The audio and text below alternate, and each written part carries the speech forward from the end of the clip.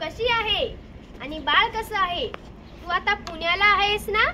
लई आठवण येत होती ग बाई तुझी, पण काय करू, तुझा नंबरच नव्हता माझ्याकडे. हा करून घेते, हा नंबर आता सेव्ह करून घेते. मला कशाचं काय येतंय, घेईन कुणाकडून करून. आता काय करायचंय मला शिकून बिकून? आता काय माझ्या शिकण्याचं वय राहिलंय? काय म्हणले? हॅलो हॅलो झाला कट. आता काय करू, तिचा नंबरही नाही माझ्याकडे. बाळा ए बाळा, मला हा नंबर एवढा सेव्ह करून दे बरं. आजी मला वेळ नाही, आधीच उशीर झालाय शाळेला, माफ कर. काय मेली पोर आहेत, एकही कामाचं नाही, ज्याला येतं तेच मकडतं नुसतं. दादा ए दादा, मला एवढा नंबर सेव्ह करून दे बरं. मला अजिबात वेळ नाही, ऑफिसला जायचंय, गाडी चुकेल माझी. काय मेले लोक आहेत, एकही कामाचं नाही.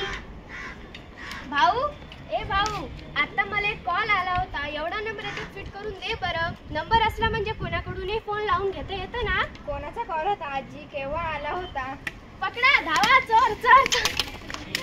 आजी उठा, या आजी उठा. या आजी. आजी पाणी देऊ का? आजी मी मागापासून बघते आहे, पण यात सर्वस्व चुकी तुमचीच आहे. माझी कस काय बाळा? अहो, तुम्ही एका अनोळखी व्यक्तीच्या हातात फोन दिलाच कस काय, आणि तेही विश्वास न ठेवता?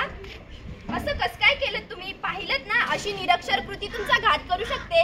तुमच्या मोबाईल मध्ये तुमच्या बँकेचा डेटा असू शकतो, तुमच्या आर्थिक व्यवहारांची माहिती असू शकते. एखादी व्यक्ती तुमच्या मोबाईलचा गैरवापर करून तुम्हाला एखाद्या गुन्ह्यात देखील अडकवू शकते. त्यामुळे चुकूनही अनोळखी व्यक्तीच्या हातात फोन देऊ नये. तुम्हाला माहिती आहे ज्ञानदेव महाराज, तुकाराम महाराज काय सांगून गेले ज्ञाना तुका, थोडे थोडे करून ज्ञान शिका. सारे शिकूया, साक्षर होऊया, सुरक्षित होऊया. सर्वप्रथम लिहिणे वाचणे शिका. लिहिता वाचता येत नसेल तर शिकून घ्या ना कोणाकडून तरी. शिकायला काही वय आडवे येत नाही, फक्त इच्छा पाहिजे. आणि त्यासाठी आपण सर्वजण शपथ घेऊया. चला तर मग माझ्या मागे सगळ्यांनी शपथ घ्या. मी स्वतः शिकून साक्षर होईल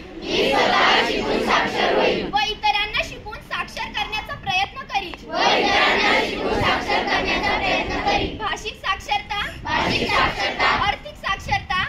साक्षरता, तंत्रज्ञान साक्षरता,